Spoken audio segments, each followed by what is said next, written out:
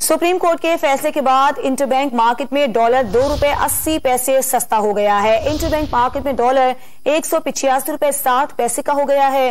Pakistan stock exchange में भी जबरदस्त तेजी देखने में आ रही है। 100 इंडेक्स 660 पॉइंट्स इजाफे के बाद 44,400 पॉइंट्स की सतह उबूर कर गया। इंटरबैंक मार्केट में डॉलर ₹185.60 का हो गया है। पाकिस्तान स्टॉक एक्सचेंज में भी जबरदस्त तेजी देखने में आ रही है। 100 इंडेक्स 660 पॉइंट्स इजाफे के बाद 44,400 पॉइंट्स की सतह उबूर कर गया। इंटरबैंक मार्केट में डॉलर ₹185.60 का हो गया है। पाकिस्तान स्टॉक एक्सचेंज में भी जबरदस्त तेजी देखने में आ रही है।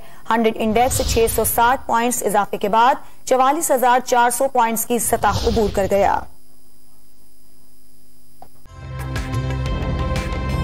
ताज़ा तरीन वीडियोस के लिए हमारा YouTube चैनल सब्सक्राइब करके बेल आइकन प्रेस करिए ताकि आपको मिले हर अपडेट सबसे पहले।